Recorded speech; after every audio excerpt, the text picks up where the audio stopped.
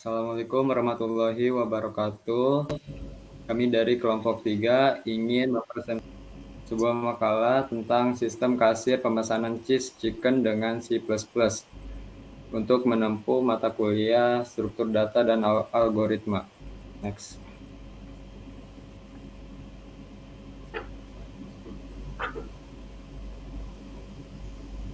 Perkenalkan, kami dari kelompok 3 dengan anggota kelompok dengan saya sendiri, Dery Nasruddin. Kedua ada Irsyad. Kemudian ada Dion, ada Mesya, dan juga ada Wahyu Eko.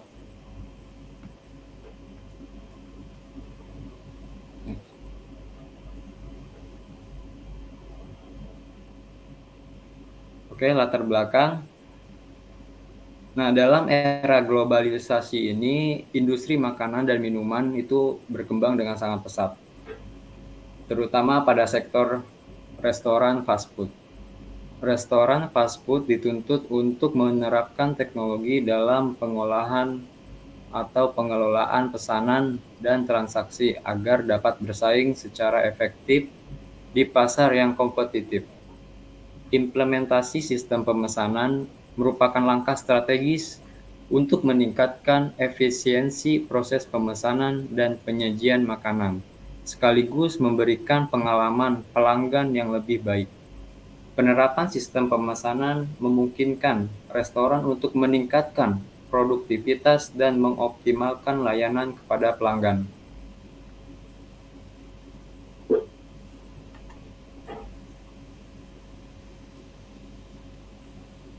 Nah, di sini ada rumusan masalah. Yang pertama, bagaimana fitur-fitur yang akan digunakan dalam sistem pemesanan cheese chicken ini? Yang kedua, bagaimana flowchart dari program yang akan kita rancang? Yang ketiga, bagaimana source code yang akan dibuat? Yang keempat, bagaimana hasil compile program dapat berjalan dengan baik dan menghasilkan output yang sesuai dengan apa yang kita harapkan.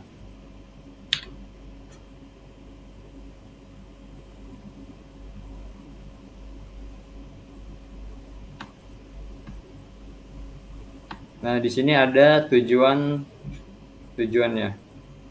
Yang pertama, tujuan umum yaitu untuk mengembangkan dan mengimplementasikan sistem pemesanan cheese chicken menggunakan bahasa pemrograman C++. Yang kedua, secara khusus yaitu merancang fitur-fitur yang efisien dan sesuai kebutuhan dalam sistem pemesanan. Yang kedua, membuat flowchart yang jelas dan terstruktur untuk proses pemesanan dalam program. Nah, yang ketiga, mengimplementasikan program menggunakan bahasa C++ berdasarkan hasil rancangan dan fitur dari flowchart.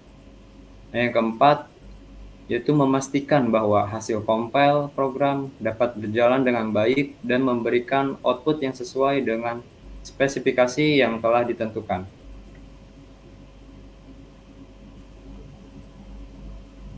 Selanjutnya akan dibahas oleh Saudara Dion. Oke, baik. Di sini ada fitur-fitur yaitu login, pesanan baru, sajikan pesanan, menampilkan pesanan, nota pembayaran, dan logout.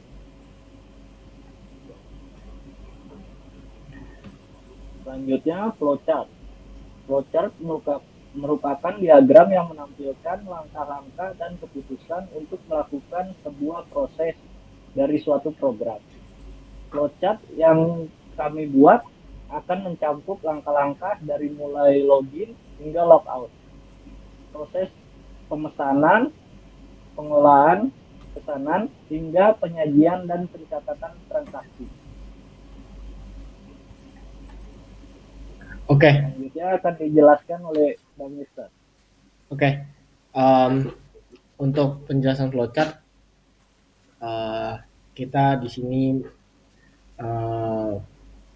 sistemnya untuk pemesanan ya, dimana di sini ada function dari kita start, kita masuk ke ada namanya has 5 attempts, dimana 5 attempt ini untuk maksimal login ketika user mencoba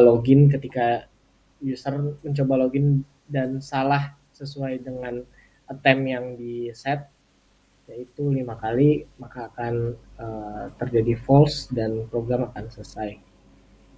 Dan lalu masuk ketika user sudah authorize, akan menampilkan menu utama, di mana menu utama ini membutuhkan input ya. Di sini ada pilihan 1, 2, 3, 4, 5, dan masing-masing itu memiliki fungsi. Pilihan 1 itu untuk membuat pesanan baru, dan kita bahas dari pesanan baru, di mana pesanan baru ini akan menampilkan seluruh menu makanan dan tentunya akan membuat pesanan sesuai dengan nama customer. Di mana pesanan baru ini juga menginclude menu pembayaran, di mana menu pembayaran tersebut akan mencangkup sesuai dengan kebutuhan dan diadakan seperti komponen PPN 10% dan total bayar kembalian untuk memudahkan kasir. Setelah berhasil melakukan payment dan program akan menampilkan struk pembayaran. Lalu lanjut ke pilihan 2, menyajikan pesanan dengan mark tanda, di mana mark tanda tersebut akan menampilkan belum disajikan atau sudah disajikan. Lalu ketika user menginput 2 dan akan muncul daftar pesanan yang sedang berjalan, mau dari yang belum disajikan ataupun sudah disajikan. Jika ada menu yang sudah disajikan, maka akan melempar status false karena menu tersebut sudah disajikan. Tapi jika user menginput nomor order yang belum disajikan, maka status yang belum disajikan akan berubah menjadi statusnya berubah menjadi sudah disajikan. Lalu ada pilihan 3. Pilihan 3 ini untuk menampilkan semua pesanan, histori yang dilakukan kasir. Terus di pilihan 4 ada untuk batalkan pesanan, by order. Di mana by order ini akan membatalkan pesanan yang berstatus belum disajikan. Jadi jika orderan tersebut atau pesanan tersebut sudah disajikan, maka orderan tersebut tidak bisa dibatalkan. Lalu pilihan kelima itu ada function logout, di mana ada confirm sebelum logout, ada value true or false. Jika user melakukan logout, maka user juga akan menampilkan seluruh data transaksi yang sudah di-handle selama kasir berlangsung. Dan di sini ada 2 kondisi ketika user setuju logout, di mana value dari boolean true, maka akan kembali ke menu login. Jika dia tidak masuk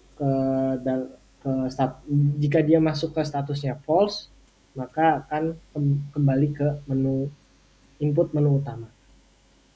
Ya, mungkin itu dari flowchart-nya.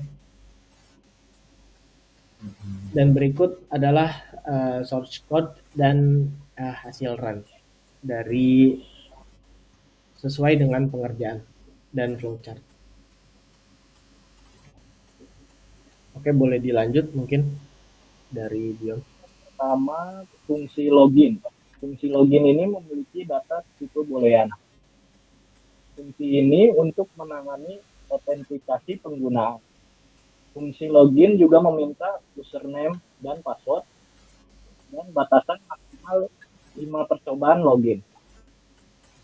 Jika terjadi kesalahan pada autentikasi login banyak batasan, maka maka program akan keluar.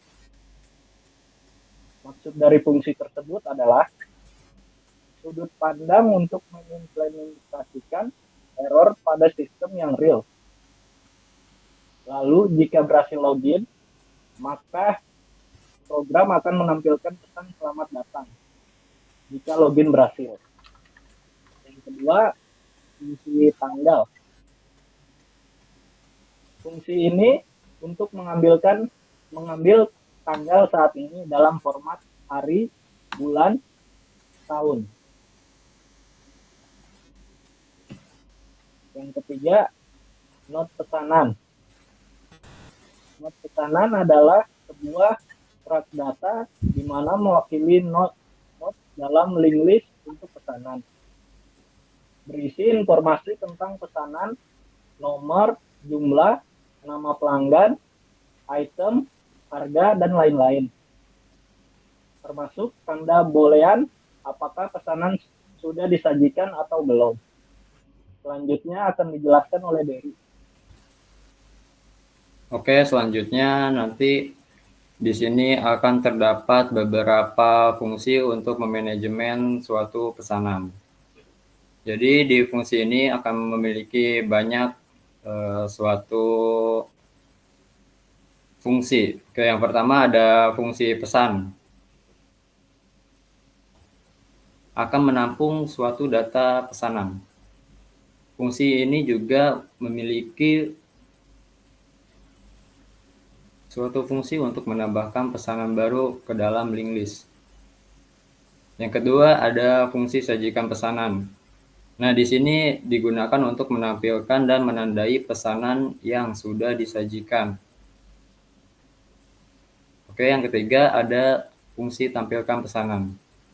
Dalam fungsi tampilkan pesanan, ini digunakan untuk menampilkan suatu daftar pesanan. Nah, yang keempat ada fungsi kosong, yaitu fungsi yang memeriksa apakah daftar pesanan kosong. Yang kelima ada fungsi batalkan pesanan. Di sini digunakan untuk membatalkan suatu pesanan dan juga akan mempertimbangkan apakah sudah disajikan apa belum. Jika sudah disajikan maka tidak bisa dibatalkan, dan belum disajikan maka bisa dibatalkan. Kemudian ada fungsi logout. Nah, di sini akan menampilkan pesanan yang sudah dicatat, lalu akan meminta suatu konfirmasi sebelum keluar. Kemudian setelah logout, maka transaksi akan dihapus datanya. Yang keenam ada fungsi cetak struk. Di dalam fungsi cetak struk ini akan mencetak struk dengan rincian seperti nomor pesanan, tanggal, pelanggan, item, harga total, dan informasi pembayaran. Yang ketujuh ada fungsi pesanan baru. Nah, di sini akan menerima pesanan baru termasuk nama pelanggan dan item yang akan dipilih. Kemudian menghitung harga total dan juga menambahkan PPN sebesar 10%. Kemudian menangani pembayaran, lalu mencetak struk. Mungkin selanjutnya akan dibahas oleh Mas Irsyad. Oke, thank you. Paling dari saya akan menjelaskan fungsi utama. Karena fungsi utama ini ada fungsi main. Fungsi main ini untuk mengatur semua alur program dengan menu berbagai tindakan. Ada menu pesan makanan baru, sajikan pesanan, tampilkan pesanan, batalkan pesanan, dan logout. Fungsi utility yang dibuat di program ini ada tampilkan pesanan kasir dan get current date. Tampilkan pesanan kasir untuk menampilkan pesanan yang dicatat dari perspektif kasir. Lalu Get coordinate adalah fungsi opsional untuk membuat date sesuai dengan tanggal pesanan. Dan ada inisialisasi di main juga yang menginisialisasi linked list untuk head dan tailnya dan variabel lainnya yang dibutuhkan untuk program ini. Lalu menggunakan looping untuk interaksi terus-menerus agar program tidak keluar saat melakukan operasi. Oke, mungkin dari penjelasan code itu yang bisa kita sampaikan. Lalu kita balik lagi ke sesuai dengan flow, kita lanjut ke hasil run. Jadi ini beberapa untuk hasil run, screenshot dari hasil run yang sesuai dengan program yang kita buat. Ada login page. Di sini login sebagai kasir AM dan PM, maksudnya adalah buat memisahkan kasir shift pagi dan shift siang. Dan menginput username kasir dengan password yang sudah ditentukan. Lalu jika login berhasil, akan menuju ke menu utama di mana ada 5 menu yang sudah dijelaskan tadi. Masing-masing menu memiliki fungsi untuk transaksi, dan di screenshot masukkan nama pelanggan ini untuk pesan makanan baru, dimana ini menampilkan menu, semua menu. Lalu kasir akan memilih 1-12 menu yang diinginkan pada customer. Lalu masukkan jumlah quantity yang customer inginkan. Lalu ketika sudah ditambahkan akan muncul output pesanan untuk Denny berhasil ditambahkan. Lalu kasir juga bisa lanjut menginput menu lain. Jika tidak ingin menginput menu lain, kasir bisa menginput 0 untuk melakukan penyelesaian pesanan dan melakukan pembayaran seperti yang ada di sebelah kanan. Ya, ini harga pesanannya dan menampilkan harga PPN, total harga untuk pesanan, dan masukkan uang bayarnya. Ini kasir masukkan sesuai dengan yang diberi oleh customer ya. Bisa pembayaran melalui apa saja. Dan di sini kasir menginput nominal 30.000 dan memiliki kembalian 14.050 rupiah. Lalu di sini ada struk detail di mana nomor pesanan tanggal, tanggal dengan format day, month, year. Lalu ada nama pelanggan juga. Di sini ada detail item makanannya, jumlah dan harga. Dan ini detail struknya. Harga pesanan, PPN, total harga, dibayar dan kembaliannya berapa. Lanjut ke screenshot selanjutnya. Di sini ada daftar pesanan. Ketika user sudah berhasil menginput pesanan, maka akan masuk ke dalam daftar pesanan ini. Di mana daftar pesanan ini secara default masuk ketika baru selesai dibuat, akan secara default memiliki status belum disajikan. Lalu ketika user menginput menu pilihan nomor 2 untuk bertujuan untuk menyajikan pesanan, di sini user bisa melihat daftar-daftar pesanan yang belum disajikan atau sudah disajikan. Lalu user di sini menginput kembali nomor yang ingin untuk mengkonfirmasi menu nomor tersebut sudah disajikan. Lalu ketika balik ke daftar pesanan, melihat daftar pesanan, di sini akan terlihat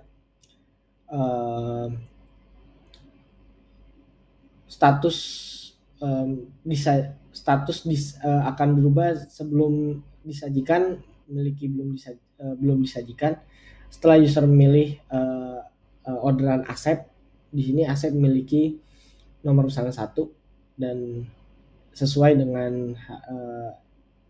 dengan inputan, maka nomor pesanan 1 dengan pelanggan Asep berubah menjadi disajikan.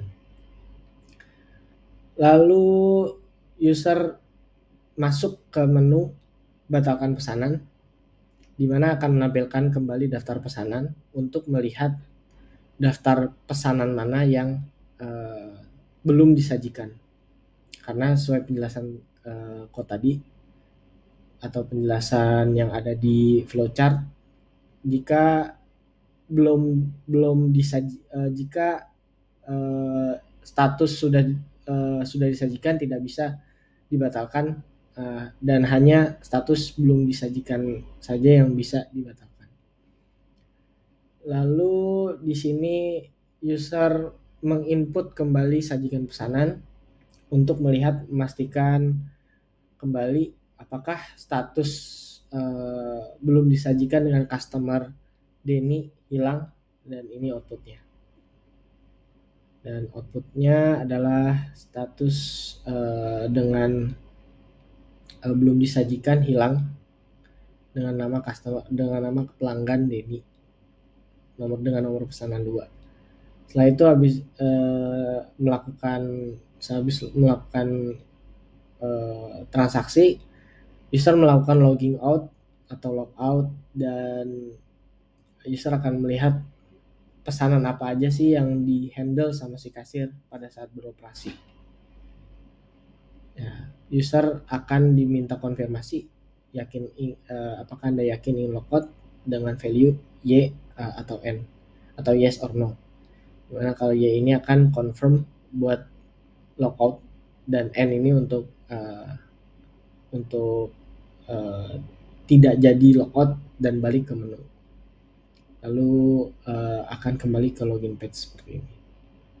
Oke, paling untuk penjelasan code dan hasil compile atau hasil run, ini yang bisa kita sampaikan. Mungkin silakan dilanjut untuk kesimpulan dan saran. Baiklah, untuk kesimpulannya, oke, dengan menyusun bab-bab di atas ini, diharapkan makalah ini atau presentasi ini dapat memberikan sebuah kontribusi dalam mengembangkan suatu sistem pemesanan restoran dengan menggunakan bahasa pemrograman C++, serta memberikan panduan yang berguna bagi audiens yang berminat dalam mengembangkan aplikasi serupa. Jadi untuk selanjutnya bisa disempurnakan lagi dengan melakukan pengujian yang lebih banyak lagi terhadap code-nya itu. Dengan semakin banyaknya pengujian, maka akan semakin sempurna suatu sistem. Oke, baiklah. Mungkin demikian untuk kesimpulan dan saran saya.